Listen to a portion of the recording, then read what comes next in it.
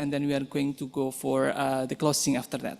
So before we continue for these guest lectures, let's welcome Ibu Prof. Nina Nurmila to give a welcoming speech. Time is yours, Prof. Thank you, Umam. Yes. Okay. Bismillahirrahmanirrahim. Assalamualaikum warahmatullahi wabarakatuh. Good morning, everyone. Thank you all for coming. And I would like to say again, welcome to Associate Professor Adrian Rodgers for being able to come here. It's good for me to take you around, even though it is very quick tour. Let me tell you about the little bit her story of Triple IU. Yeah, the founders of Triple IU, among them Professor Komarudin Hidayat, the first rector, and then Professor Jamhari and others had initiated to build this university in 2016, and then the construction began after making Triple IU as one of the national strategic planning, the only national strategic planning on education. Beside infrastructure, you know, Jokowi's presidency is full of infrastructure building, yeah. And in 2021, during the COVID-19, we started to operate in September using online mode for one semester. Then we welcome all students in the second semester up until now. So we already have 4 batches. The first batch, MA in education, 20 students has graduated 2 years ago. And then the second batch, MA and PhD. So we had 16 MA students and 10 PhD students. And the second batch has already graduated. We have Yoyon here. Yoyon, where are you? And Abdu is the alumni of the first batch of the Faculty of Education, and we saw Abdu when he was going here. He actually the PhD students of the third batch, yeah, Abdu, but you postponed until the fourth batch. So we have 3 batches of PhD students, 4 batches of MA students, and beginning next year we will do the intake for the double degree students. We cooperate with Deakin University, in which the student will spend 1 year at Triple IU and then 1 year at Deakin University, and they will have double degree funded by LPDP. LPDP is actually it is trust funding, yeah. It's not from the government, but that's the scholarship that can send many Indonesian abroad. Not. I'm familiar. Oh, okay. You know that. I don't need to explain. Okay. So we have 4 faculties. Here is the Faculty of Education, sharing with Faculty of Islamic Studies, and Dr. Destina have mentioned that we have another 2 faculties, Faculty of Economic and Business, and then Faculty of Social Science in Faculty B. Welcome, Pak Arif. Pak Arif is a scholar in residence, and today is the farewell. But he will be around until the end of December, yeah. And happy birthday. This is your birthday. Yeah, I like your decision to choose the date of your birthday to give a public lecture, because the lecture is being recorded and we will disseminate your lecture in our website. Yeah. Well, without further ado, I think, I'm very grateful you come here, and I'm looking forward to listening to your speech. Thank you very much. Assalamualaikum warahmatullahi wabarakatuh. Waalaikumsalam warahmatullahi wabarakatuh. Thank you so much, Prof. Nina, for the welcoming speech and also a glimpse of historical of this Triple IU. And then even we are still new, but we are very full of spirit to learn, right, guys? Okay, we have seen here Prof, and also Associate Professor Rodgers, we have seen like your master and also students' faces here from the batch 1 until the third batch. So before we delve into our agenda, that is the lecture today, let me introduce Rodgers first about his background. So he's from Ohio State University, and he has been several years coordinate with Bali High School in Bali, coordinating for literacy programs because his expertise is on literacy. So as we know that Indonesia is promoting literacy and numeracy, especially for the education system from all levels, and we are the educators, the future educators, we are supposed to be paying attention carefully because this is very important. We are going to learn from the expert itself. So without further ado, let's welcome Adrian Rodgers for his presentations. Give applause, everyone.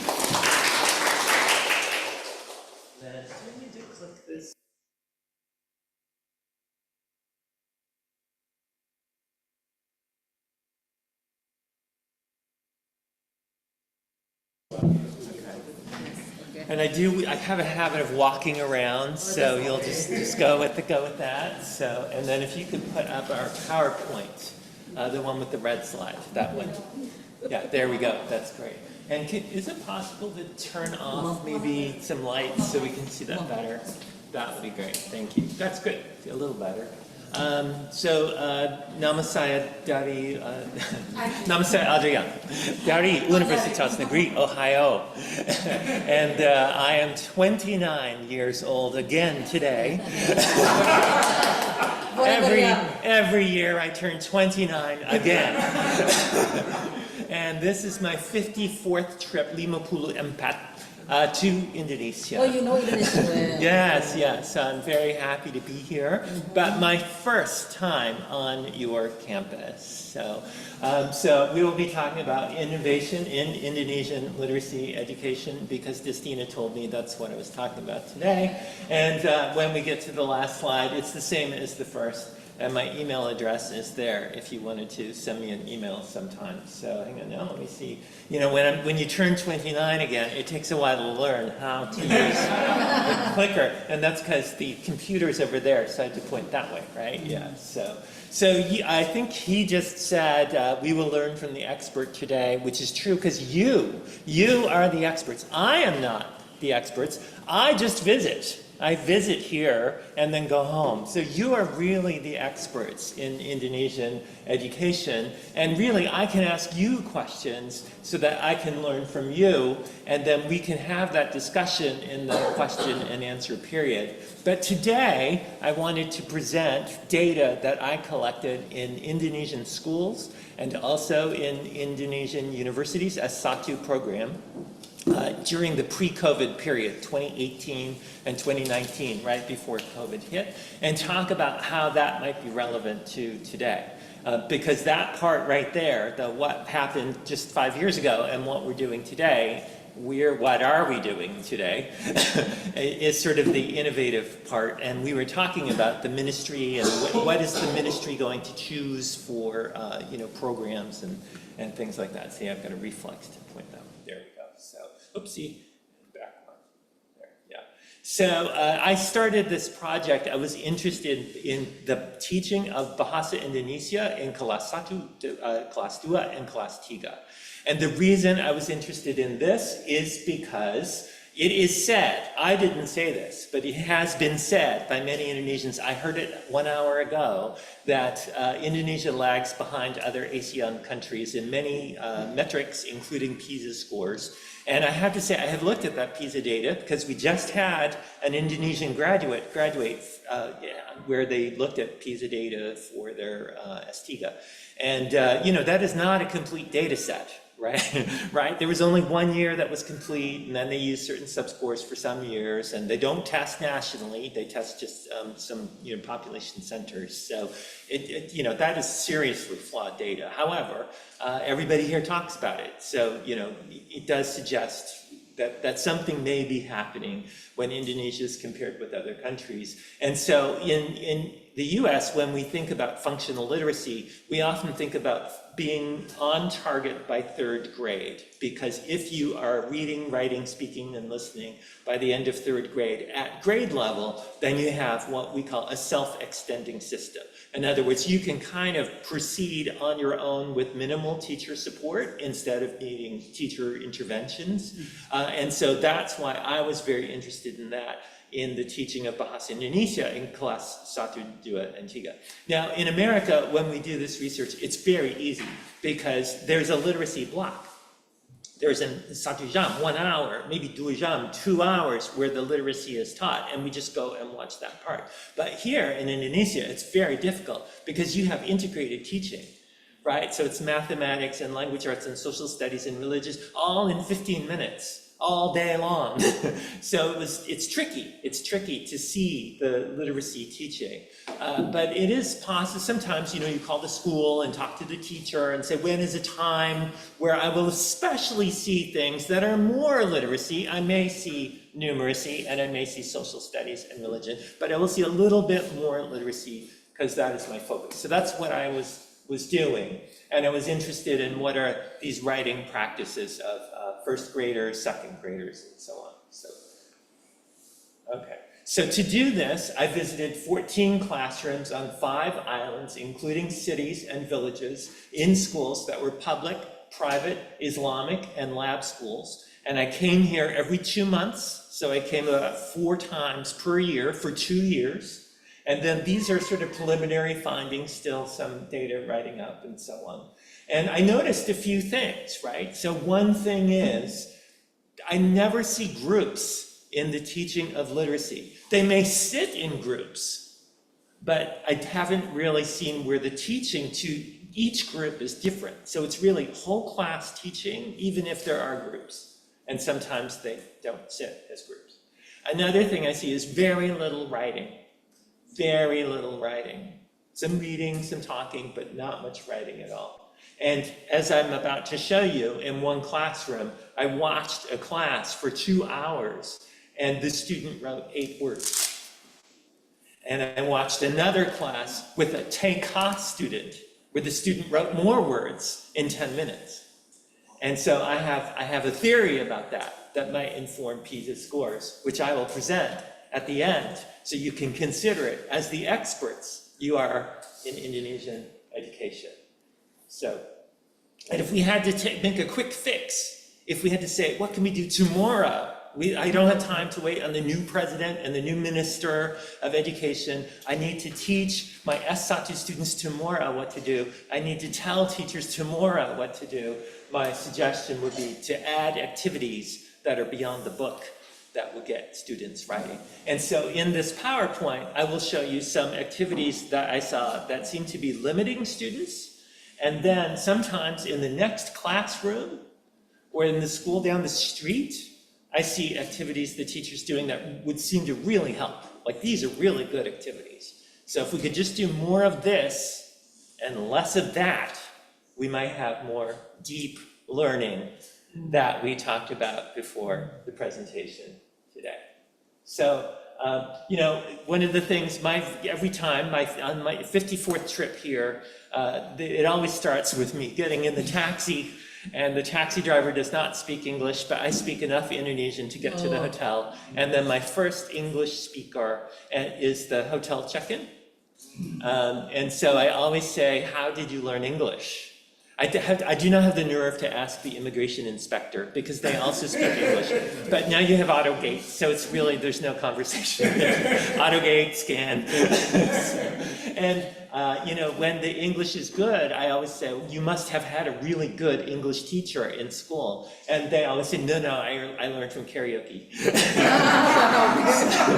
Every time. And my heart just goes, you had a good English teacher, right? And they go, no, karaoke. But it suggests how important, like, real reading, real writing, like doing things that kids want to do is important, right? As opposed to implementing a particular curriculum.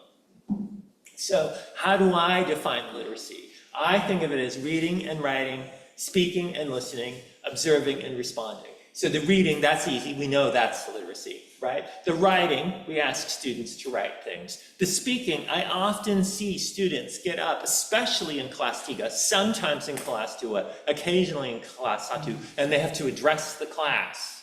They have to say what they found out, right? So that's the speaking. And ideally, the other students should be listening to them, but they often don't, especially after the third one, right? Because, first grade, the attention span, it's only a few minutes. So that's reading, writing, speaking, listening. Observing includes watching that presenter. It could be observing a play.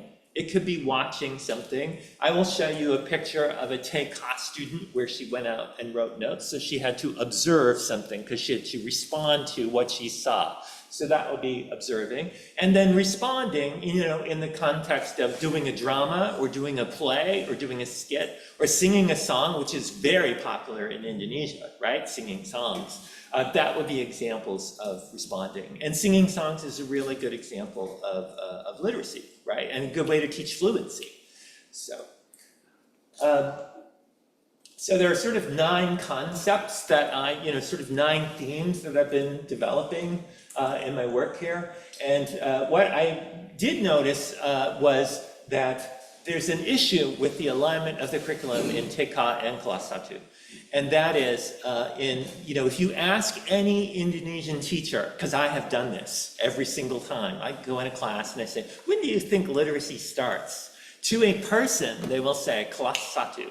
Literacy happens in first grade, right? So that's like a light switch. So do they learn literacy in TK? No. When do they learn literacy? Kelas 1. And if you ask Indonesian teachers, universally, I get that response. I wait for the day somebody says something different, but I have not yet found it. And I should say, I've only gone to the 14 classrooms on 5 islands over 2 years. So it could be, that is not exhaustive, right? But I'm just reporting my experience. And then I've asked every single Bahasa Indonesia docent, when do students and children learn to read? And to a person, except for one, they have said, maybe except for 2, they have said Kelas 1. So we have in Indonesia sort of a stage theory, right? The stage is when you hit age 7.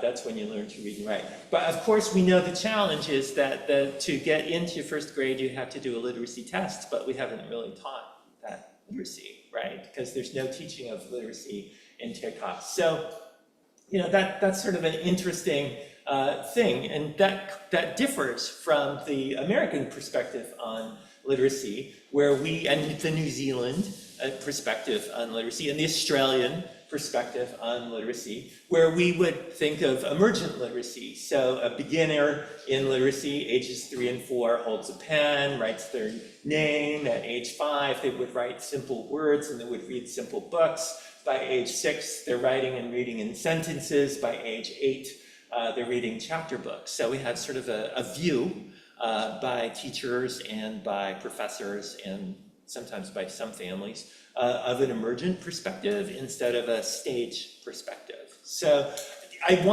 do wonder about whether that holds back our teaching of children, that we're waiting too long to teach kids about literacy, and as a result, at least the formal teaching of literacy is behind them, with the teachings behind them instead of in front of them. And I wonder if that might be one of the reasons why test scores are low. Okay. So here's an example of a play group in Kudus, and you see something here. We call these letter-like forms.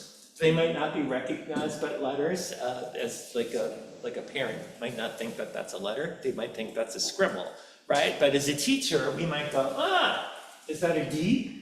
Is that an O? So we always use that phrase, letter-like forms, right? And then here's kindergarten. So we just go back there, right? That's playgroup, maybe playgroup 2.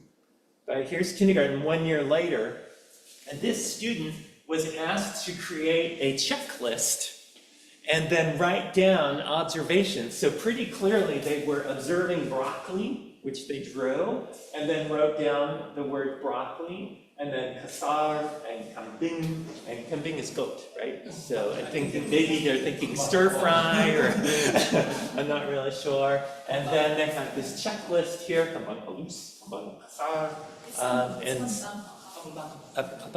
Second one is kembang. Kembang, okay, yeah, Flower.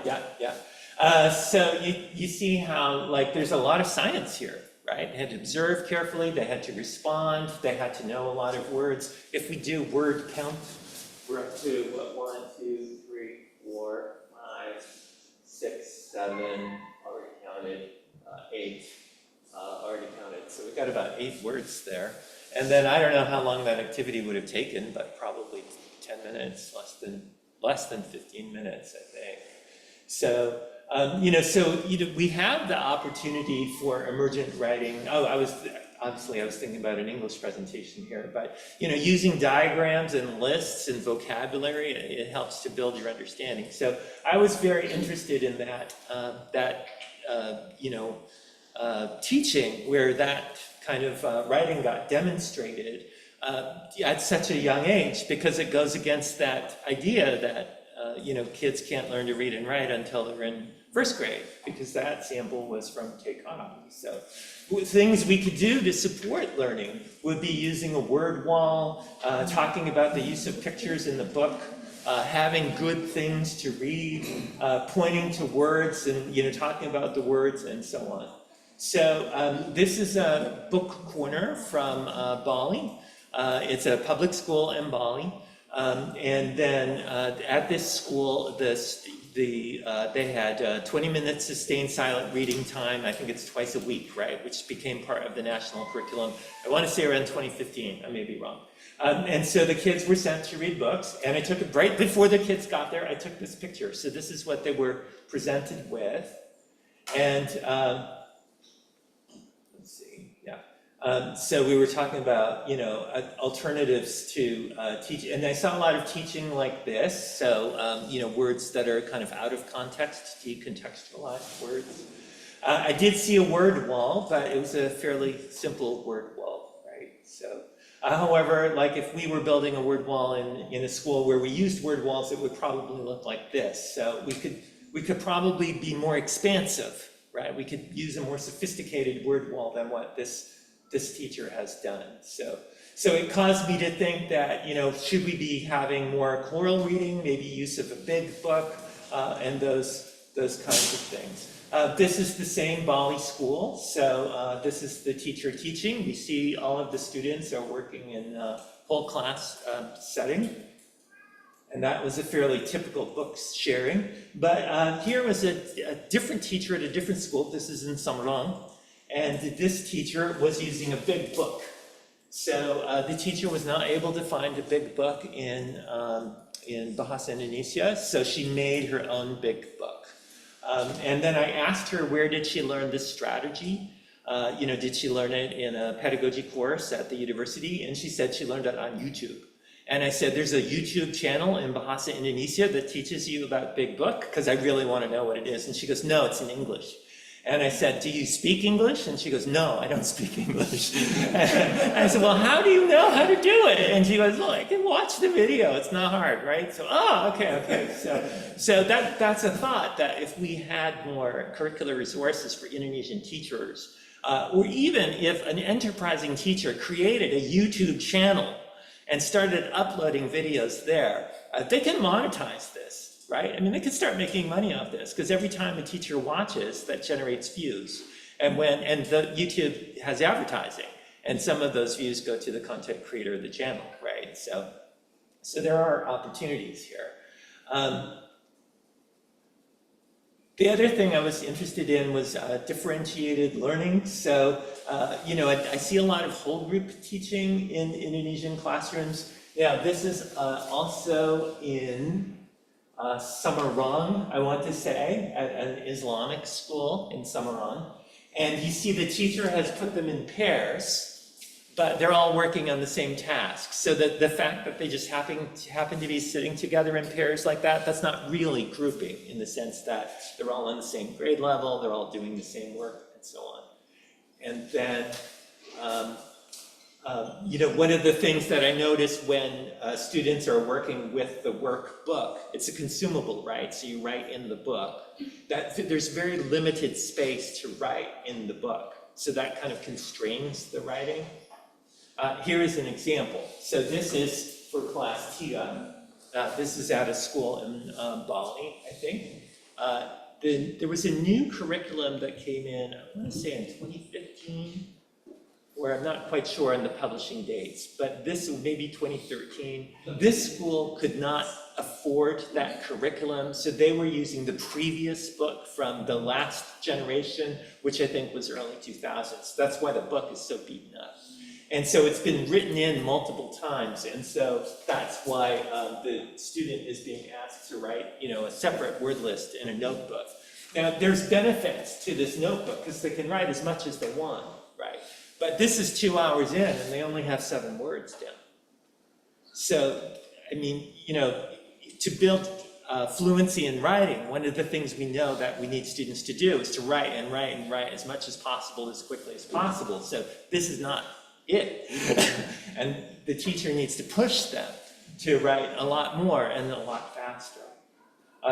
Compare that with this Tekha student who's in Kudus, and she's already at 4 words, right? And she's writing about this shrub. The students have been sent out to look at the shrub and write down what they know about the shrub. And then after they came in from the activity, they had to create a book based on the notes that they had made. So we've got generating vocabulary, we have a lot of writing for kindergarten, we have authentic writing, right? So they're writing with purpose because they have to create this book. Whereas in the 3rd grade class, we saw limited writing, bulleted words, decontextualized writing. They're not writing in sentences, they're not writing quickly, and writing for no apparent purpose other than the teacher told them to write these words, so they do, right? So you see, this is a much more sophisticated teaching of literacy in kindergarten than we saw in 3rd grade. And the other thing that I would say about the silent reading time is we see, just a poor display of books. So here's our Balinese child. He went to this, he's in class 1. So he went to that desk of books, right? And he picked this one, and it looks like he has a book, but if you look closely, there are no pages in the book. It's just a book cover. The pages have fallen out, and were long lost last year. So he's supposed to read silently for 20 minutes, but he doesn't have any material. It's just a cover. So he's just pretending, right? So, and the teacher the kids did this day after day. Teacher didn't do anything, right? So the teacher did understand they didn't have enough material, so not knowing what to do, he photocopied these lists and just gave them sort of like worksheets and said, here, read these worksheets. So that's what the kids did. Now, if you think about it, this is unfortunate because these are texts that were created by S.Satu students in semester 5 or semester 6 in a university. I think this is from UPI, Universitas Pendidikan, Indonesia, not Bandung campus, campus Ciribu. So it's a regional campus of a large state university. But look at the work. It's beautiful. It's publishable. Stick it up online now. It's gorgeous, right? I mean, stunning. Wouldn't a little kid love to read that? This is another example of a big book from UNES that the teacher created. At the Universitas Negeri Makassar, they have sister schools that they're affiliated with. These are public schools for Kota Makassar. And you see at this school, they literally have the books hung from tree. So there's a tree and the books are hanging off the tree. One of the parents was good at woodworking, they're a carpenter. So they made this bookshelf, and then they screwed the bookshelf to the wall, went in front of the door, so any child going into the classroom can take a book. And then we have another parent was a plumber, so they had a pipe, and they took the pipe and they cut a slot in the top and like zzz, zzz. And they have a book display rack that's on the wall of the school, right? So we have many ways to display the books that the Bali school was not using, but that the Makassar school was using. And, I asked the principal about this, and she'd said we'd made this a big focus, and we had taken a piece of our budget to buy as many Indonesian books as we can, and then we reuse them. She said, we don't have a lot of titles, but one of the things we do is we'll have the books there, say, for class Satu, and then at the end of the month, we'll take all those books and then bring them down to the other class Satu and take their books and bring them back over here so that the children are seeing new books, even though it's just the teachers are swapping books, right, between classes. So, and they're getting some donations from parents and so on. So that was, these are, I think, alternatives to what the Bali School have, maximizing use of your resources and possibly using teacher-created materials.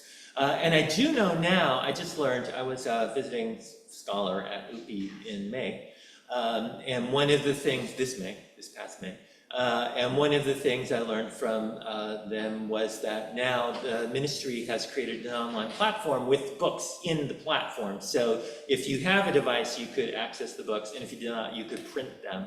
And printing in Indonesia is pretty cheap, right? So these may be options. We see the start of more quality Indonesian literature. The other thing that I noticed in thinking about Indonesian education is in the US, we're very interested in leveled books. So, if we have 5 books and the 3 of us say, let's pick out the hardest book and pick out the easiest book. In about 30 seconds, we can create a level. And then if you want to stick letters on it, A, B, C, D, so it's easier to harder, we can do that. Or we could just do it ourselves. I think this one is easier, and I think this is harder, and so on. So the book leveling is not difficult. I have not seen that in Indonesian education. The workbooks, the assumption is all children are at the same level. So if some kids are reading way, way ahead, they're stuck with this very boring book that's part of the state curriculum. If other kids are reading behind, they must still read at this level. And I did hear on the news yesterday, I guess, they were talking about Indonesian high school students who couldn't read, right? That's a thing that's being discussed now. And that would be because they're just being sort of promoted, but we never caught them early on to help them learn to read, right? Because they had a book that was too high a level. USAID had a literacy project pre-COVID, I think this was around 2015, where they hired Indonesian writers and illustrators to create more children's literature. And then they did level them. So here's the leveling system. They just did A through F. And A, B is class 1, C, D is class 2, E, F, approximately just class 3. So you can see, right, that this is an easier book than this book, which has, multiple lines. And so that would be something to think about, that, what use is the concept of book leveling, and how might we use it in Indonesian education to teach, students who may be reading at different levels. So that's something that might be useful. So we were talking about groups earlier. This is a good example of grouping. This is a Christian school in, I think it's Jawa Tengah. And you see here that they're doing different work, right? These students are doing different work than these. This is teacher assisted, but these ones, the kids are working independently. So that's genuinely group work, and different than what we saw earlier, where the students seem paired, but they're all working on the same material. This is another example. This is a lab school in Jawa Tengah. I can't say what university, but here the teacher has them doing genuinely group work. I was at an Islamic school in Bekasi, so I think 5 kilometers that way. And I was looking at the teaching, and again, it was all whole group. And then I was on the way out of the classroom. I saw students sitting in groups they were on their break time, and they were sitting in all of these groups. And some kids were really big, sitting with kids really small, and other, like that. And I thought, this is unusual, because usually kids play with kids their age. And I said, what's happening here? And they went, oh, that's Holy Quran learning. And I said, but they seem to be mixed age. And I said, yeah, that's because this group over here is the basic group.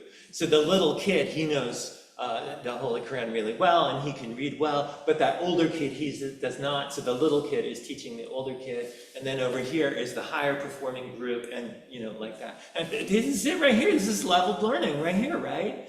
Right, where some students are not on the same level as others, so they have formulated groups around so that they are at the similar level. So, we see it sometimes in informal education, but we see it less frequently inside the classroom, right? But it does exist, because we just seen 2 examples of it,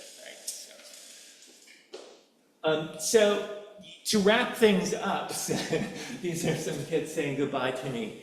From their school in Singaraja, which is a lab school at Indonesian.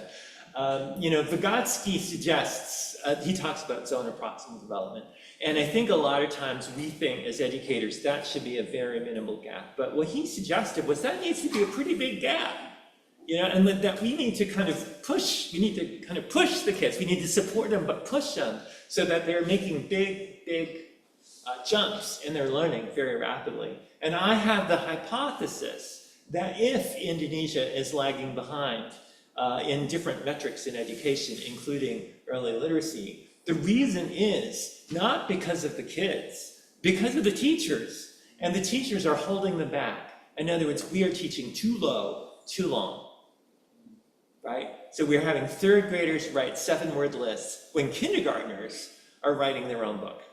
And what we need to do is to push them much, much harder so that we can support them in doing the work that they're clearly capable of, as illustrated in the pictures today. That is my initial conclusion, and you are the experts, so I would be interested to hear from you about my hypothesis. I would say one last thing, and that is now we have curriculum merdeka, which emerged out of COVID. And I will, before I talk about curriculum merdeka, I'd say I would always go into the classrooms here in 2017, 2018, 2019, and I'd ask the teacher for their lesson plan. Can I see your lesson plan? And to a teacher, within 2 minutes, they would produce it. So, these teachers are doing what they're supposed to. Right? So we cannot blame the teacher, which is very popular among governments. Blame it on the teacher. We can't. They're following their lesson plan. They're doing their lesson plan. So as a response to COVID, when we were in the online times, the Indonesian government sort of freed teachers to have more flexibility in the implementation of their lesson plans, which was known as curriculum merdeka. And so when I started coming back about 1.5 years ago, the border finally opened. The very first trip, I think I had to quarantine 3 days and produce a lot of medical documents and watch a few people denied boarding at Japan. They said, you are not going to Indonesia because you do not have your papers in order. So, but I had mine in order, and I got in here, I think, in 2021 in August, which was sort of right after the quarantine had dropped to 3 days from 14. I started to ask teachers about curriculum merdeka, and the teachers of older grades said, well, that's being rolled out year by year. I teach 6th grade or I teach 5th grade, so it really doesn't affect me yet. That's what I was told. So that came as a surprise to me. And I really don't know. I don't know about the teaching of 1st and 2nd grade, whether this freeing of the teachers to sort of go beyond the lesson plan has resulted in significant change in teaching. What I would predict is that it would not, because we as teachers tend to do what we did before, and that we can respond to professional development, but those changes are slow and incremental. And while the Republic of Indonesia does have a lot of online professional development, in fact, one of my doctoral students who graduated last year just wrote her PhD on this. So, but I didn't see in the writing of that PhD any profound changes in the implementation of the curriculum, right? We saw sort of small things that would be helpful, but no sudden shift. So there you go. That's what I've been seeing before COVID. I'm just starting to get back into classrooms now post-COVID. And as experts, I would be interested. I'm in the process of writing these findings up with the hope of publishing them. And it's helpful to hear from you as the experts who are in classrooms every day and work with teachers every day here, whether you think that this hypothesis might be a helpful one in floating so that we can engage the bigger Indonesian educator community to think about if this is a useful concept. So, terima kasih. Okay, thank you so much. So, everyone, we are welcome to. So, but of course, we are going to open for the first three. Of course, because we have so many insights here. So I have seen like 3 rising hands here for the expert of literacy itself, Ibu Tati here, and also Prof, and also Ibu Uswah over there. Now we are going to go for a Prof. Go ahead, yeah, Prof. Prof Nina. Yeah, Prof Nina. Thank you very much. Could you go to the first slide? I think. I can't. Sorry. Oh, okay. Yeah, Afra. Okay. I can go. But they changed it. Oh, they changed That's it. not my Oh, okay. Okay. That's So my that's part, end. what's coming up right now. Oh, yes. Okay. But they're on it. Oh, this is the Zoom. Okay. Okay. Whatever. Thank you very much for your presentation. I really enjoy it. And actually, I'm a bit sad with the content of the slide in the second about next about that Indonesia is like behind other Asian countries. Yeah, I didn't say that. Yeah, You okay. say that. Yeah, okay. Next, Pak Arif. You said it this morning, but I would never say that. Yeah, because this week we have 2 presentations, and then in the beginning of the slide, next. It makes me like really sad. Like in the Tuesday event, we have like very negative stereotype about Indonesia, and then now, yes, okay, it shows that Indonesia lags behind other Asian nations. I did not say that. I said that you say, when I come here, you say that to me. I don't know Okay, if that's about the true. PISA results I don't know in if this. that's true. Okay, yeah, I think. And I would never say that, because far be it from me to get off a plane and talk about your country. But what I'm saying is, when I come here, other people say that thing to me. And my point is, if that is true, why would it be true? And so my suggestion is, if it is true, here's why it could be true. So, but I'm not saying it's behind. I would never say that. Yeah, it's interesting for me that you identify the teaching and learning process. That how could this is something to think about for us. I think that how could we can write if there is very small activities in the teaching and learning process to write since our early age. Yeah, I think you have presented that. Your observation is also that how small it is that teacher provide room for students to write. So my question is your recommendation. Yeah, your recommendation in order Indonesian are good at PISA or not lagging behind other Asian nations. Thank you very much. Yeah, so just give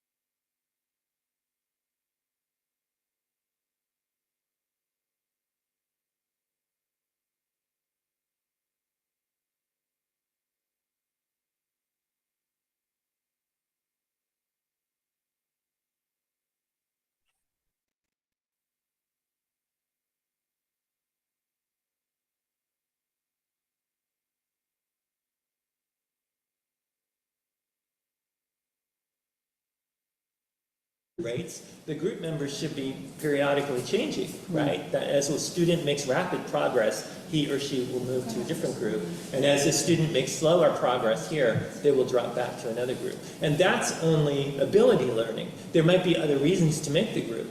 You saw in the private Islamic school had boy, girl. So that was a very intentional choice by that teacher to pair them in opposite sex, right? So there may be reasons we do that. There are other times in the curriculum we have all boys versus all girls. So you know, there are a lot of reasons about that. But your question was about the grouping. And my point was we group for a purpose. There can be many purposes that we group for. And that because we have different particular purposes for why the students are in that group, then the groups may have different tasks. And if there are different tasks, then the teaching has to be different. We can't just stand up in front of the room and say the same thing to everybody. So you saw when the teacher is sitting with one group and the other group is doing independent. And at the lab school, when the students were off on their own on the floor doing things, that's an example where each group was doing a different task, but for a particular purpose. Thank you. Bu Tati. You can hear me? Adrian, welcome to our campus. Adrian was, I worked for you, right? When I was a student, I was a graduate assistant at that time. But I would like to respond probably two separate responses. The first one probably some sort of validation to what you are presenting today. And the second one would be probably giving you probably perhaps a new data, more recent one, because you've been away after the COVID, and then the ministry changed, and then they have the new policy. So probably they would give you some, because you're planning to publish it sometime soon, probably give you like last paragraph of a new information that you can pursue later on.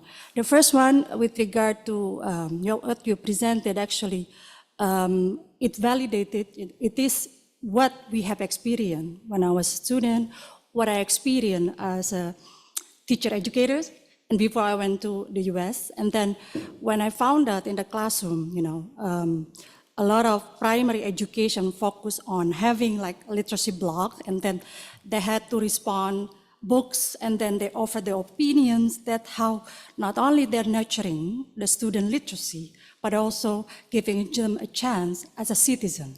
Because they are in a democratic setting, they're responding to a discourse. That's what I learned, and really, really gave me a motivation to pursue my PhD in literacy. That's why I went to Ohio State for that. So the one that you presented was, indeed, that's what happened. We didn't really have that kind of a literacy kind of activity. We had that reading, combating illiteracy. So as long as you are able to read letters and seemingly very fluent, not necessarily making sense of the text, you're good. You're considered literate. So you are referring one of the example you mentioned that a lot of teachers mentioned, you start literacy in the primary education beginning at first grade. Probably what they are referring to is reading, not literacy. Yes. Because when it comes to literacy, in the kindergarten, some of them teaching phonics. So it's literacy as well. And they also start to figuring out, identifying words, and then probably making meaning with symbols and things like that. So they have, we didn't, yeah, they didn't know. Yes. They didn't know the terminology of literacy until recently. To be honest, I didn't know about literacy until I pursue a PhD in literacy. So literacy is something else. Reading is what we know. So reading is something about reading functionally. Sometimes it's not even functional. We just read as if you are very fluent, but you have no idea what you're reading about. Yeah, you don't have any critical thinking. So then some sort of validation to what you are, but probably some correction a bit, because the terminology can be, what they had in mind, be something different. The second one probably indeed, I'm glad you clarified that, by the end of your presentation, saying that my data been collected in 2017, 18, and 19, if I believe what you said, right? That's what you said, right? Yeah, and then after that, there's COVID, and then during the COVID, we had a regime change, and then new ministry came in. Remember, probably if you noticed, it was Nadiem Makarim, 2 priorities in his program was literacy and numeracy, right? So they put that up as a priority, and then one of the things they very radically changed was to change the national exam with the AKM, basically focusing on literacy and numeracy. It's just like basic skill, general knowledge. Instead of previously, they're focusing on the subject, math, physics, and biology, whatever, and all, etc. So it completely changed during his regime. I was lucky enough to be part of the transition process, and they basically referred to what happened in the US. We are using reading workshop to train master's teachers. At this moment, we have a number of master teachers across Indonesia. It's still elite level, of course. For the last 4 years, it was only covering probably only, how many percentage of Indonesian teachers. But things change now. Books are becoming the center of the policy, and they provide good, high quality books for the primary education. Yeah, for instance, illustrated one, they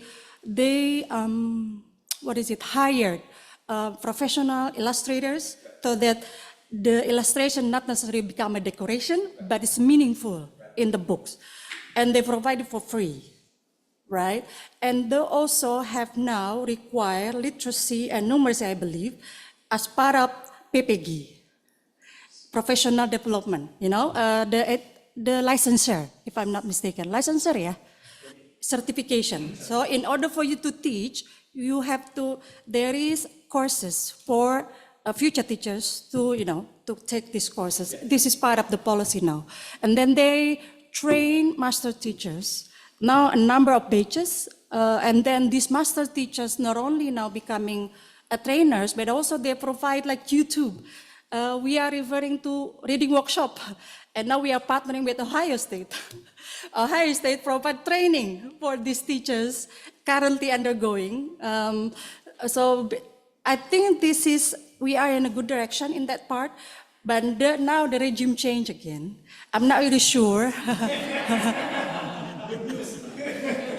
I'm not really sure how it will go, but as far as the information that came to my ear, they are referring to PISA. PISA in a very technical way. So basically preparing students to answer PISA instead of teaching students in a more meaningful way of doing literacy. What we have been doing actually, I think, based on my training from the Ohio State, it was a good one, but I'm not really sure the current one probably more driven toward high stakes kind of preparation. Because now Professor Johannes Surya is becoming the person in charge, and then he's much into that high stake tests. So that's probably my set of clarification. Yeah, how big was the trainer group that you were? Say it again. How many people? In one batch, they have like 50. Every year, they have like 50 master's teachers. Mm-hmm.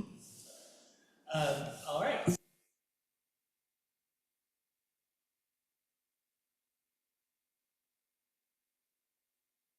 Actually, I published that one recently at the Australian Journal of Language and Literacy. Yeah, you have to read it.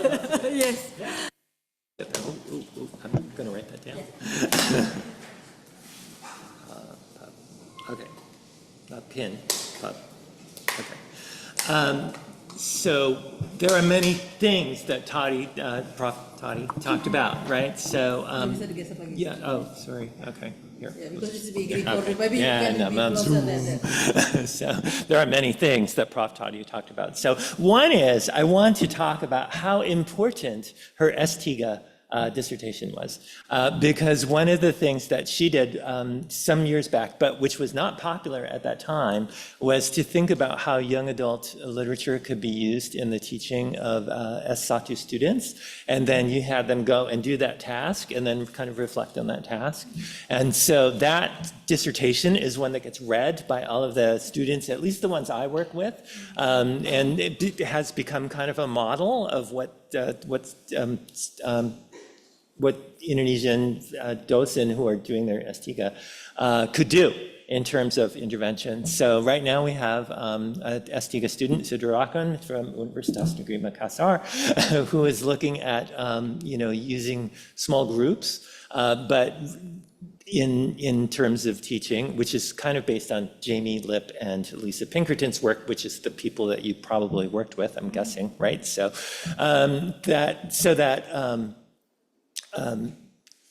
it's not doing what you did, but it's sort of very similar to doing what you did. So we are so thankful that you are sort of a trailblazer in the creation of that work. So that was, I just wanted to say that so that we acknowledged it. So, and then other things that you talked about are, you talked about the terminology, right? So that's a good question. I know that when I pose the question, I pose it in an open-ended way so that the teacher can respond how they want. So I think that that's a good point. I did watch TikTok because I wanted to see it to confirm that there were not literacy activities going on. And when I did, but I don't watch a lot of TikTok because I didn't see very many things. And when I asked TikTok teachers about that, they said that a lot of times they felt that they had to hide the literacy activities because they were not permitted, and that they would sometimes do them after school time. And sometimes they did that for additional payment, but sometimes not. So there was no clear picture. It was pretty clearly a very local implementation at the classroom level. I think that that's a good point that we could unpack the question a little bit more. And you also talked about the concept of a citizen and responding, and that we think about kids, even in playgroup, as citizens. I just wanted to say a lot of times when children, right, read or present to the class, what I often see in classrooms is if there's 25 kids in the class, they'll do 25 presentations in sequence. So this is beyond the attention span of most of the kids in the class and some adults. And the thing that I would suggest is that you have a couple of options there, right? One is that if there's 25 presenters, you pick 5 on Monday and pick another 5 on Tuesday and pick another 5 on Wednesday, so that by Friday, we heard from everybody. And then the other option is that you make 5 groups and they present to the other 4 kids in their group. And then that would be within the attention span of the kids, right? So, because it's not really citizenship when we ignore the last 20, right? So that would be a way to kind of fix that challenge where the teacher feels that the children need to have the ability to present in front of the group, but that they're really not being listened to. So, right. So. Yeah, you talked about Jamie Lip and Lisa Pinkerton's training. So I know that exists. And like you said, they were doing cohorts and you were part of that cohort, which is great. And also that is one example of a larger professional development effort, including PPG.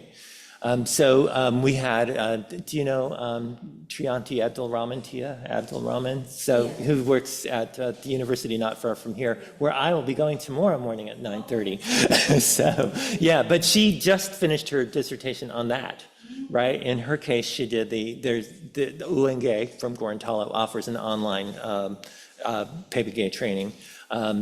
So she was interested in the online training, but there is also in-person training, right? That can be done either as a 5th-year model or as a support for experienced teachers. So right now, like the kinds of things that she was reporting from the teachers didn't show significant changes in the curriculum, but showed some sort of small, modest changes. And that charts with the kinds of things that we often see, right? That teacher ed and professional development generally, that's a big lift. It's hard to significantly change practice. And so that's why I was really interested when UPI reported that online books are now available through the ministry. I thought that was great. This is really, really good. And about time, it's a great thing, but Indonesia is a big country, and it takes a while to do things because they have to be done at very big scale. But I think that portal became available only in the last year. Yeah. Since the regime change. Right, yeah. So we're seeing a lot, really good, really helpful, really good stuff. I've always thought that the teacher education, whoever's working in teacher ed at the ministry is not the senior people who come and go, but like the civil servants who are at the, we call them assistant deputy minister level. I think that they're really good. The stuff they do, I wish we could do that in Ohio. I think that they make really good choices. So yeah, these are great things. But the one thing that I would say is it'll be interesting to see how much gets picked up at the school and classroom level, because we are sometimes constrained by that workbook that we have, and by habit, by force of habit, right? So yeah, so these are great points that you make. I don't disagree. Yep, totally agree. And I think really, really great innovations, yeah. And so happy that I see the ministry coming on with, with the more access to quality literature. I think that's what USAID made an attempt at, but it was very small scale and it was all on paper. So to do things virtually, digitally, makes so much sense, especially with the distribution challenges of print materials in a country of 15,000 islands. So, yeah. Thank you, Roger. So now before we move to Uswa over there, I want to add adding some knowledge related to what has been mentioned before related PPG. There is also the government effort on Guru Penggerak, and then every Guru Penggerak, they have to deal with also the other school teachers, and Guru Penggerak is not based on the school, but also based on individuals. So they can help the others, they are mentored by trainers, Indonesian minister have chosen, and then they have to deal with other teachers in that schools, from that schools. And also Sekolah Penggerak as well, the principals, they have to have some programs now, and the third page, they have to do the pengimbasan, or effect to the other schools that implementing the new curriculum, yes, impacting programs for the other schools. So I think we are moving a good directions, and now we are going to move for the third speaker, third opinion, or questions or feedback. Uswa, okay, thank you. Welcome, Associate Professor Adrian, to our university. I am Uswa Hasana, a PhD student from the third batch. Okay, so because my background is from English education, so my questions will be related to Indonesian English education. So earlier you mentioned that every time you met Indonesian speaking English very well, your assumption must be like, you must have great teachers. I do agree. Yeah, but that's our common assumption, right? You must have great English teachers so that you can speak English this well, for example, right? I do agree with this, because we know that teachers have very critical role. And especially your hypothesis as well said that the problem is not from the students' side, it's more from the teacher side, right? So, currently I have been exposed to two quite opposite teaching English theories, which I am passionate about, both of them. The first one is HLTP, High Leverage Teaching Practices, which I gained when I was studying at Ohio University. So I came to Columbus a few times to buy Indomie because we don't have it in Athens. So yeah, HLTP, which emphasizes the teaching practice, especially for teaching languages, not only English, to use 90% of target language. Okay, so the 10% is the space for explaining about culture, because we are afraid that there will be misunderstanding about that. And I applied this HLTP when I was teaching Bahasa Indonesia at Ohio University, and it did work. However, then when I came here, I was also exposed to the practice or theories called translanguaging, which gives us more freedom to use other language repertoire, actually. It's not only our native languages, right? So, and I also agree with this at some points. However, then what I have observed, like there are many English teachers get stuck by overusing the translanguaging. Maybe it's going to be varied, depends on the schools, but at least that's what I have been exposed to. So my question is, you have done some observations in some schools in Indonesia. Based on your observations, like mostly English teachers from Indonesia, do they stick to like, let's say 90% of target language, or do they more often apply translanguaging? And then the next question is, from your point of view, what actually do you prefer our English teachers in Indonesia to apply? Is it stick to 90% of target language, or more often apply translanguaging? Thank you. So, I don't know. Yeah, so let me tell you why I don't know. But Prof. Toddy was talking about, previously thinking about how we decide whether the student is literate. Indonesia has transparent orthography whereby the letters make the same sound, unlike English, where letters can make multiple sounds. This is not perfectly true, but largely true, right? And so when you were talking about, well, if the student can sound out what they read, then they're literate. But that's not really a comprehensive definition of literacy as we defined it in one of the very first slides, right? So this is a good example of the challenge of thinking about literacy. Your question is about second language acquisition, Exactly. right? How do we learn English in an Indonesian context? And it's not really an Indonesian context, because everybody here speaks pretty typically at least 2 languages, if not 4. so it's a very different context. So I don't know anything about that. Like I'm not a second language teacher. I don't know anything about second language teaching. I know my colleague Peter Sayer does a lot of writing about translanguaging. But I don't know any of that literature. so I wouldn't be able to answer your question. It was something I had to think about when I came here, because I knew I wanted to conduct work in Indonesian classrooms, because I came here so often. But there was no place where English was being taught until high school at the time that I was coming, right? So that early teaching of English had been replaced by local curriculum. And then the teaching of English had moved to upper grades. It's not universally true, but it's largely true in state schools. And there are exceptions, and I know of them, but because I see them all the time. But that it's sort of a generalization we could make. And so the question became, since I have no background in ESL, but I want to learn more about literacy in Indonesian classrooms, would it be me as a teacher of English as a first language? That's something I do know about. Is it possible to use that same interpretive lens to think about Indonesian teaching as a first language in first and second and third grades? So that's what I did. So I really can't answer your question. I did make the anecdote that hotel check-in people usually speak English well, and that they usually tell me they learned it from karaoke. But for the point of saying that authentic learning, has a big impact pretty clearly, right? That these are often young women who, as girls, like to sing songs.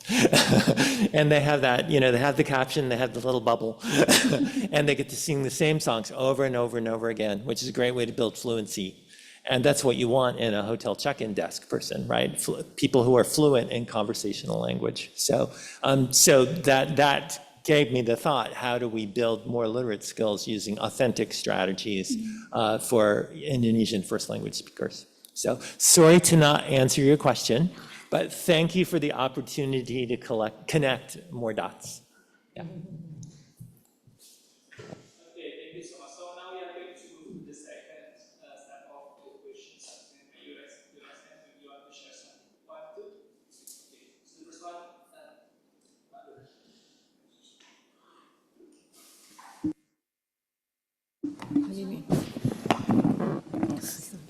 one.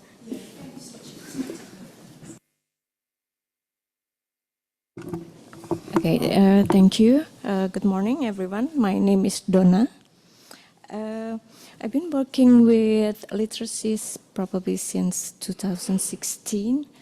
I have some questions, but I totally agree with your hypothesis. I validate that our teacher, Indonesian teachers, doesn't really have, if I may say, the specific pedagogical content knowledge to teach bahasa Indonesia. So first, as you said, teachers is probably our problem, one of our problems. What a suggestion do you have that you can give for teacher training universities as well as for professional development for in-service teachers? That's my first questions. And then okay. Is it okay? Because my memory is not, Yeah, it's okay. I'm 29 again. Okay, that's Yeah, thank you. Yeah, so suggestions for pedagogical content knowledge. So Lee Schulman in, I think, late 1970s wrote this seminal article in the Harvard Educational Review where he posited this concept of pedagogical content knowledge, and it is that to which she refers. And so, a lot of times as teacher educators, we think about that, right? So there's pedagogy, how to teach, there's content knowledge, what to teach, and then there's pedagogical content knowledge, the intersection of thinking about what is the perfect way to teach that thing. And in teacher ed, we think about this a lot. In Japan, they have Japan lesson study, where a group of master teachers, you said that word today. I'm sorry, rude to point. You said that word today, master teachers, right? Where a group of elite, thoughtful, people interested in the teaching process sit and think carefully about how to be optimal in their decision-making and their implementation of teaching a particular lesson. So PBG is, an effort to provide teachers with an opportunity to do that under the mentorship of 2 people. So there's a sort of a university docent who is not always have expertise in the pedagogy that may be grade level appropriate, because sometimes those groups are multi-grade. And then a teacher, right? Sort of sometimes a master teacher who has thought about this challenge. And so what we saw in Tia's dissertation was that a lot of times they were going with fairly general concepts, how to use PowerPoint, how to, and efforts to have the teacher reflect deeply on their work, which is good, that's great, and how maybe to improve particular lessons. And this is all good stuff, I think. It's certainly the way I've seen it approached over a long period of time. But I guess the challenge is when you have an extremely big implementation. So, in the United States, we have our friend, Bobcat from Ohio University down there. So in teacher education in America, it goes by state, right? So we have 50 states, and in Indonesia, you have, I think, 34, unless they made a new one. But you don't have a provincial implementation. You have a national implementation. So, right? So instead of 34 provinces and 2 special districts, you have one really, really big system. And so what happens in such a system, we can anticipate, is you would have a lot of top-down control, including on the curriculum, the lesson plans, and so on. And now we're trying to have, innovation within that extremely large system in a very challenging context where people work in very diverse settings and sometimes limited access to some technologies. So that's sort of the setting where you're trying to create really careful pedagogical content knowledge. And if I had to say, what's the easiest way to do this in such a big system really quickly, I keep coming back to the same thing. I may be wrong, but I really think it's YouTube. I really do. Like a big suite of well done Bahasa Indonesia resources in YouTube, the YouTube channel. And whether the ministry creates that, or UIII creates that, or some teacher in Samarang creates that. And you know, in a way, it's almost better it come from grassroots, right? That you know, good work will get rewarded by a lot of views, and whoever produces that work will get rewarded financially, because the more views, the more ads, the more money they make, right? I do think it could be seeded by the ministry, and the fact that they have a digital platform for books now, that's great. I mean, that's really, really good. Now, how we get the uptake... Actually, they also provided the YouTube, like you mentioned, but they have it in their own platform, Yeah. Merdeka Belajar ID. Yeah, they have Belajar ID, whatever. Yeah. All the YouTube from the master's teacher. So they can upload it through that platform, and Okay. also they have their own platform. So Okay. you can view it without even, you know, going to that belajar.id. Okay, this is good. This is the first I heard of this. This is great. How many videos are on there? Actually, I follow one master teacher because Right. of training. Yeah. So it was really good. Almost in 1 month, he can upload like Boom. more than. Boom. Okay, great, good, really good. There we go. There it is. There it is. When did it start? When did it start? 3 years back. 3 years. When? Okay, 3 years ago? When? It's been going on. Yeah, no, but when? I mean, it hasn't been going on for 20 years, right? So when? 4 years. Yeah. That's why I think Yeah. that your data needs to be updated. Yeah, I mean, you know, we did have a pandemic. So, yeah, but this is where I come, you know, to learn this stuff, right? So yeah, so if you could send me the link, yeah. So there we go. Yeah, that's what I would do. I've been suggesting it, and I have to come here to learn that it exists. But because UPI only knew, but so this would be another thing that I would say. Okay, now you've got it. Now we have to advertise it.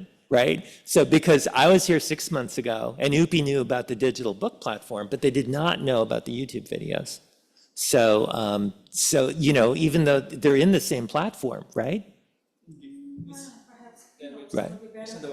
Yeah. So, but that happens in websites, that we look at particular things, but not other things. Yeah. It's open access, yeah. So I, you know, and people look at particular things for particular reasons, right? So I think that now that has launched, and that as more videos go up there, then, you know, to enterprising and interested teachers will start to watch that stuff. And, you know, there's a lag, right? Like, so it's created 3 years ago, and not all of the materials. It launched 3 years ago, but now we'll have more materials, say 2 years ago and last year. And so the viewership will kind of lag behind, but then we would anticipate it would exponentially grow, right? So, because teachers talk to teachers all the time. And, you know, people will say, where did you learn that? And they'll say where they learned that. So I think that now we have the exponential growth that we would hope for. So I will want that link. So, and I've been putting these links in my, I didn't know where to put them, you know, to stick it in the slide, yeah. But I decided to put it in my signature line. So anytime I email somebody and they say, where can I find things? I'll just say, go at the bottom of the email, it's there. So. Okay, thank you. Is there any specific content knowledge or pedagogical content knowledge that the teachers should know? Because as far as I know from the field, the teacher, especially grade 1 and 2, the one who's supposed to teach reading to the kids doesn't really have the capacity, doesn't really know how to teach reading. Unlike in English, you will have phonics, right? In how to teach English, but we don't have that in Indonesia. Right. As far as I know, yeah, maybe I'm not, I'm lacking on that. But is there any specific, or when doing the upper grade, in the field, this is anecdotal maybe, but the teacher asking me, oh, does teacher really have to make questions? Right. because as far as they know, the questions are already in the books, in textbooks, so they don't make question. Right. That's why they just read and then use the textbooks to answer all the questions. So it was really a big challenge for either lower grades or upper grades. So do you have any specific things? Okay, so this is very interesting because it goes at the heart of something I've been thinking about. So in our curriculum in my university, the S1 students have to take 4 courses in literacy. So there's a course in technology, a course in books that children should read, a course in foundations or basic things you need to know about literacy, and then a course in phonics and phonemic awareness. So that's how, in our particular state, we have arranged the curriculum. And then I have co-wrote the book that is Foundations or Basic Things You Need to Know About Literacy. And when I, teach that course, we're teaching things like vocabulary, comprehension based on text factors, comprehension based on reading factors, spelling, thinking about writing, those kinds of concepts, emergent literacy views and how useful that might be. So it is not a pedagogy course, right? And your question was about pedagogical content knowledge. It's not a pedagogy course. It's just basically a foundations, basic things you need to know about literacy. So when I came here, and I started going to university classrooms in 2017 through 2019, I asked to see, I wanted to know what are the courses that you're teaching to prepare the S1 teachers, and can I see the syllabus? And it did seem to be that it was either 1 or 2 classes, 1 or 2 courses that the students would take. And so when I visited the S1 campuses, I asked to see the course that they thought would be most, the one that's available on the day I was there, and the one that they thought would be most instructive for me, because I explained my purpose. And the course that I saw a lot of was a course similar to the foundations course I teach, basic things you need to know about teaching, reading, and writing.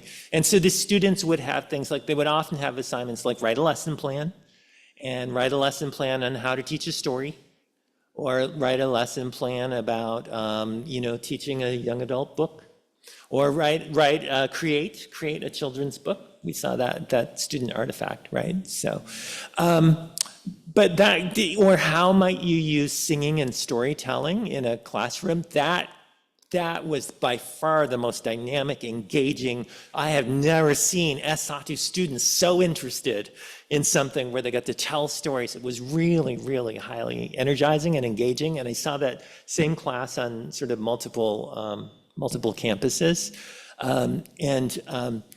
So, your question was about pedagogical content knowledge, and I have the feeling that at the moment, the courses seem to be a little bit more survey, and maybe we're not getting so specific to that, and that might be something we need to do. It would probably need to come as a directive from the ministry, because those syllabi are very carefully tailored in response to ministry requirements. Yeah. And then there was another question there was something you said on the end that was I really wanted to talk about. So can you just say the question again? And it'll probably come to me. So I think I see problems in the teachers in the field, especially for upper grade. I got it. Questions. Yes. Yes. So as I was sitting there with my translator, because I don't speak Bahasa Indonesia, right? So the translator is translating everything for me during the course of the lesson, kind of like this. I got interested in questions. Like, what questions did the teachers ask? And then what questions does the docent ask? And I said, anytime you hear a question, write it down in Bahasa Indonesia, and then we'll translate it into Bahasa Inggris. We might do it later because, live translating has kind of got their hands full. But sometimes as the teacher paused to do, distribute worksheets, they would go, okay, they'd ask, they would say in English, okay, the teacher just asked these 3 questions, right? And so there's a very famous book called Asking Better Questions. It's out of print now, but if you look on Amazon, you can probably find a used copy. So it's about 200 pages long about asking better questions. And I got really interested in that, using questions as a pedagogical tool in, S1 and S2 classes, especially S2 for teachers. And what I began to notice, I want to look at this more data more carefully, but what I noticed was that the teachers tend to ask recall questions. They tend to ask, what do we call them? Rhetorical questions that are not intended to be answered by the student, right? So why do we have these why do planets go around the sun? Let me tell you. So, right? And often they don't ask questions that require deep thinking, because a question that would require deep thinking, we would want to pause and say, okay, let's take a minute to think about this. Why don't you jot down some notes and we'll talk about it? So, yeah, so they were, if you think about, Bloom's taxonomy, they tended to be lower order cognitive questions, not higher order cognitive and no affective. Although sometimes you don't get a, what do you think about that? Which is sort of that's a responding level affective one, right? So, yeah. So I think that, you have a really good question in there. And that would be my dream, to write an article on the use of questions by Indonesian teachers and Indonesian docent using Bloom's taxonomy as a analytic tool. So that I need to work on that as soon as I get home, before I turn 29 again. I'm looking forward for it. Thank you. That's so. Okay, thank you, Donna, for the questions. I think that before we move to the I think that we have some online questions. So can we proceed to the online Can I questions? ask how many people are online? 39. Okay. Oh, so this many again, right? So we have the question again. Presentation was about children's literacy research. What kind of cognitive task, and also that we can use to test the literacy skills of Indonesian children, since the majority of them are bilingual or multilingual children. Okay, can we take these one at a time? Because I have my ability to adopt cognitive load is limited. So, all right, so we start with the first one. So the first one was about how do we assess, right? How do we assess? I don't know. That's a really good question. Yeah, I don't know.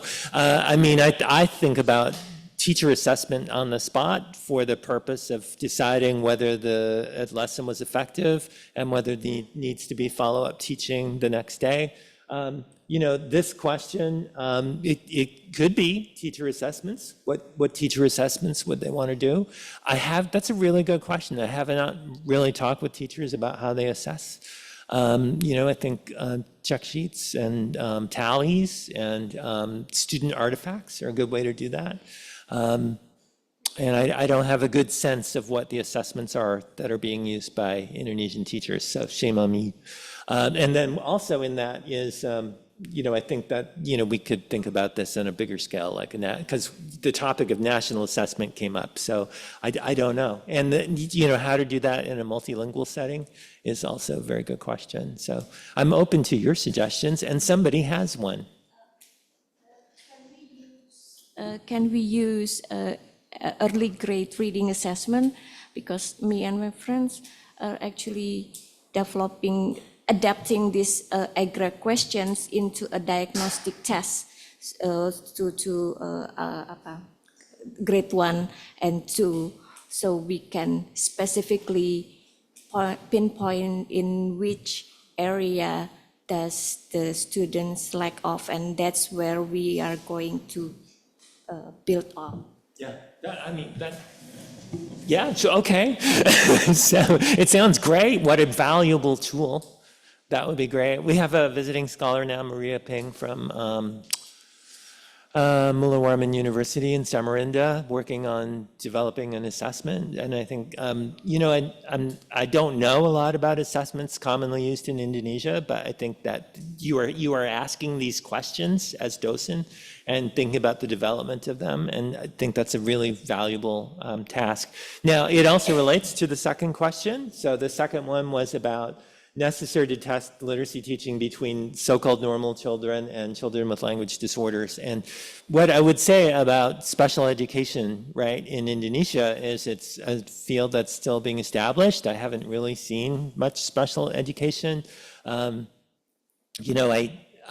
I understand, this question occasionally comes up, and as I understand it, but in Indonesia, the model is that students who are identified as needing special education services go to separate schools, and that oftentimes, especially in smaller communities, there are no resources. So, I think it would be helpful to have such assessments, because if we can identify need, then we can respond. And maybe the reason we have not responded yet is because we have not yet identified the need because we didn't have the assessment. So it clearly exists. We see it, we know it, but we don't know how to talk about it. I will say one power of Indonesian communities is, so in America, I'm not from the US, I'm from Canada. And we have a very different perspective in Canada on special education than the Americans do. So in America, testing, identifying, labeling, diagnosing, and responding is the model. Whereas in Canada, individualizing, creating supports, and trying to scaffold the maximum level of ability from the student without label is a focus. So it's sort of a different perspective. And what I see here is because you have not yet gotten into this extensive labeling, in some ways, kids are more embraced in the community, which is good. But I also did, in observing a lot of classrooms, I did have to talk about this one kid that I did see. And that is in a particular school in which I was in, where I saw some of the best teaching from some of the best teachers, like anyone could walk in and go, yeah, this is good teaching, right? I often relied on a translator who may not have an educational background, and I would often ask her, what do you think? And, she could always identify really weak teaching and then really good teaching. She said, that was a great lesson, or, oh my God, that's horrible. And I said, why do you think so? And she would have, really good insights, right? So we though a lay person is not always on point, but there often are about what good teaching looks like, right? But in that same building, on that same wing, in an adjacent classroom, I saw a teacher do a lesson that looks like this, and I probably in my career have done the same lesson. So I'm not blaming this teacher. It was a dictionary lesson, and the students had to use a particular word in a sentence, and then have it checked by the teacher. I think it was class 2. And so they would write their sentence, and then they would get up, and they would go up to the teacher to show it to the teacher. And then a very long queue occurred, right? So we had 25 in the queue. And that teacher, no matter how fast, and because if they got it wrong, they'd have to go back and rewrite, right? So, no matter how fast she worked, there was always a very long queue. At the same time, while this simple task was going on, one child pulled out Harry Potter in English and started to read on page 385 of a 700-page book. And another kid who was severely autistic and non-communicative got up and began to run laps around the room. Lap after lap after lap after lap, 15, 20 minutes, running in circles. And then at one point, he stood up on her desk and tried to crawl out the window, which is a little how I felt. But the teacher caught him, got him back in his desk, went back to the queue, and then he started to run around again and again and again. So this this horrible lesson is so illustrative of, many things, right? That we have one kid here who's way, way above grade level. We have other kids wasting time standing in a queue. And we have a very challenged child whose parents are probably working very hard to pay money to go to that school because that school required tuition. And he's really not getting his needs met, right? So it's sort of heartbreaking. And then, we sometimes think that's a good school, or that school, that's not a good school. But I saw the very best and the very, if we call that bad. I mean, like I said, I've done that lesson and I had kids stand in that queue. And I now know that's not really an effective use of time and there's a better way to do it. But when I did the lesson, I didn't know then. So if 2 minutes of coaching could help that teacher, right? Like here, we can fix this really quickly. Pass the work in later, write 5 sentences before you bring them to me, have them share with each other. I mean, there are lots of ways we can reduce the queue time. Post online, there's a digital resource. But we saw that if we could call it the very best and very worst of Indonesian teaching, I don't like to label teaching that way, but sometimes there's just something we see that's so clear. That's sometimes what we see. And so in response to that second question, if we can do assessments and better meet the needs of especially severely challenged children, I mean, that would be great. So, all right. And I have a background in linguistics research, so I hope I can contribute to literacy research in Indonesia, and I'm sure you will. Okay. Okay, thank you so much. So now, because we are almost running out of time, can you proceed with the next questions or suggestion or sharing experience?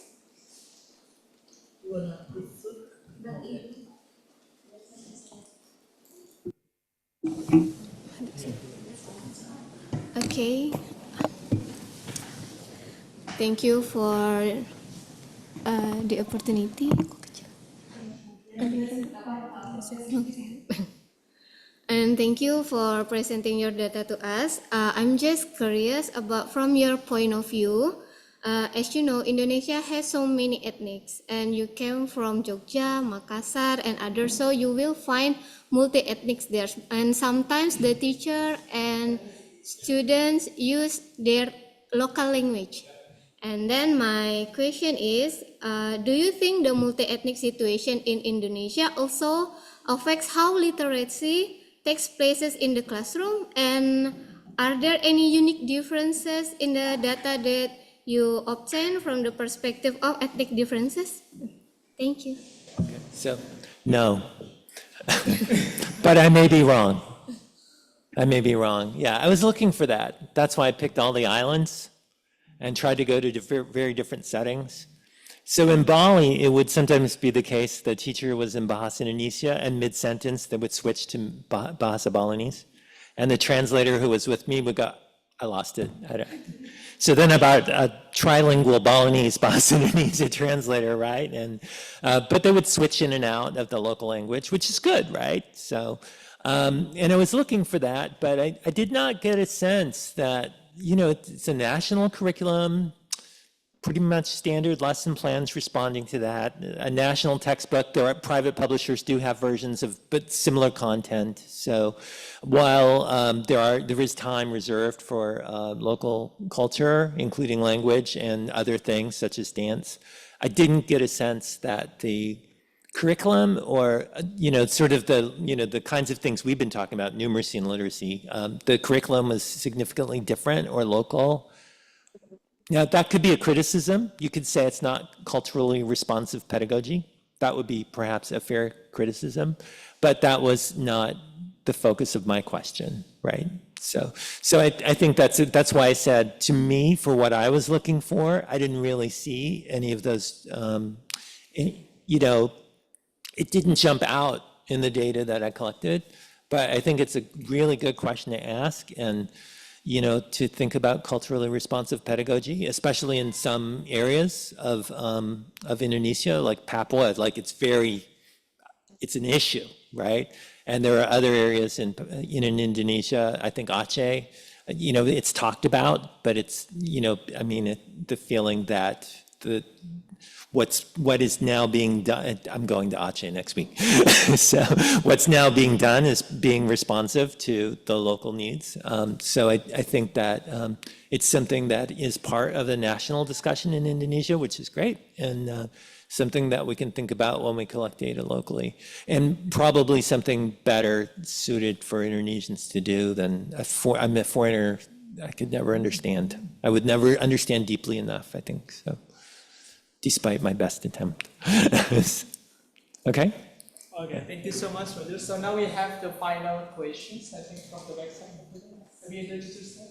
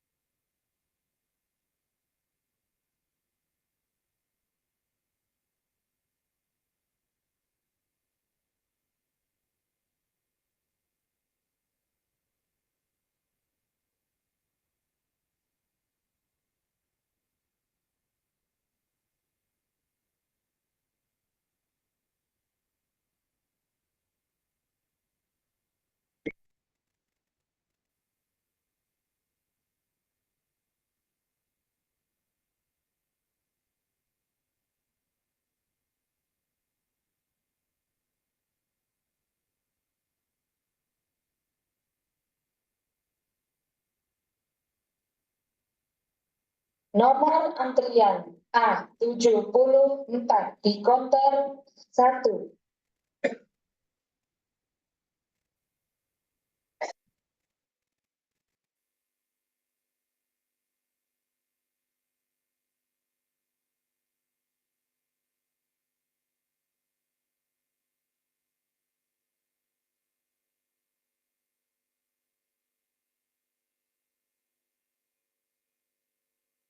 Okay, yeah, so far be it from me to say what you should do, right? But I got interested in this, right? That idea that the teachers are saying in TK that they don't formally teach literacy, reading and writing, though they may do so informally.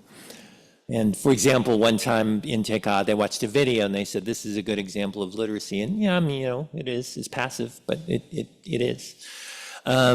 It's observing and receiving, right? And maybe responding. And so I talked to teachers, and a lot of times I would talk to parents, because the docent I'm with is also a parent, right? And then they would talk about their experience. And, it did seem to be the feeling that there was a disconnect between what was happening in TK and Kelas 1, because in TK there was no formal teaching of literacy, but then in first grade there was this assessment. And that a lot of times, to better complete the assessment that was required at the beginning of first grade, to get in, that sometimes parents who had limited finances had to pay teachers to tutor them so they could do better on that assessment. And now what I just heard from you is that assessment has been abandoned. They stopped it. Is that correct? Good. Good. Good. Yeah. I mean, you teach the kid where they are. It's good to do an assessment so you know who the kids are in your room and where we are and what we need to do. But that's great. I think that was a barrier to access, and the fact that barrier has been done away with is good. And then I heard this morning that the new president, Prabowo, and his ministry is proposing to have universal TK, which I think would be a great thing. But, it'll take, it's a big rollout, right? So it would probably take almost the entire administration to accomplish it. And then, as I understand it, because we're going to go next week to Aceh, which will be my second trip there, our student, who is now docent there, he runs the TK program, but that's a different license than the other license that Kelas 1 through Kelas 6 I think it's right. That's SD license, and TK has its own separate teacher license. Is that right? Yes. So then that creates challenges of, okay, if TK has its own license, who are we going to get? Because will we have enough TK teachers like to start universal kindergarten, and will it start in particular places and then grow? So, but these are all questions of implementation the ministry will have to face. So, and whether they'll do an emergency license for a short time until we build enough capacity, that these are all dilemmas that they will have. But that's what happens when you have a really big system and really big implementations. So I think very exciting, very exciting. And I'm just interested in the theoretical model that the policymakers have. And what I'm proposing is we have now a stage theory model in Indonesia where sort of a lot's supposed to happen at first grade, and that this suggestion that maybe we should have universal TK, that supports a more emergent view. And so I do wonder, where people like at the assistant deputy minister level, where their understanding of literacy theory is, like what are their perceptions? So I don't judge it, I just wonder what it is. Okay, so I think we still have 10 minutes to go. So I think one last questions will be, okay, is there any questions? Oh, online Zoom, yeah, okay. So let's see. Last one. Differentiated instructions. It's going two-way process and product. The same with small groups, it's good for the students, but safely for teacher to handle. What is your opinion about differentiated instructions? Sounds good. Yeah, so sounds good. Sounds good. I haven't seen it, right? So I need to go and watch it, and I haven't had the opportunity to do that. So a little bit about me. I come when docents from OSU travel, they usually go for a 3-day conference. And the 28-hour flight here does not do well for 3-day conferences. So I'm very unusual in the fact that I book multiple conferences that are sort of 2 and 3 weeks apart. And that means that I come for, about 3 or 4 weeks at one time. And when I put in those travel requests to my supervisor, they look at that and you want to do what? You want to go where? For how long? So it's unusual what I do because it's so far away and for so long. But it makes sense because of, where we are. And that means there's limited time to get into classrooms because I'm doing other things too, including teaching back to the US at night. So there are a lot of limitations on this. But sometimes I'm able to get sufficient leave that I can spend more time in classrooms. And that's why, even though Curriculum Merdeka has been around now for maybe year 4, depending on how you count. I haven't seen it yet, so I've been interested in what it might mean.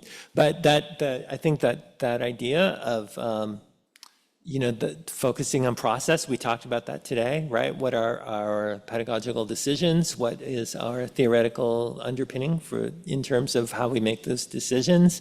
What are models that we can show other teachers so that we can quickly see, it looks like this. And then maybe it can be emulated even without pedagogical content understanding, but that understanding might follow the product, right? We can get the product of teaching pedagogy going first and then the process following, and that it be a two-way process. I think that makes sense. I think that this question is posed from the perspective of student learners, but it can also apply to credentialed teachers or to student teachers. So. Yeah, so I think it's good in a more open way of thinking about the teaching, planning, assessing process. So thank you so much. We still have 7 minutes. I think that we are going to close this one, but let me make some conclusions related to the lectures today. So we have seen like the data from the 2016 to 2019 years back in terms of education innovations in literacy in Indonesia. And then now we have some progress in terms of the literacy educations, and it has become a program of the Indonesian government for making literacy and numeracy.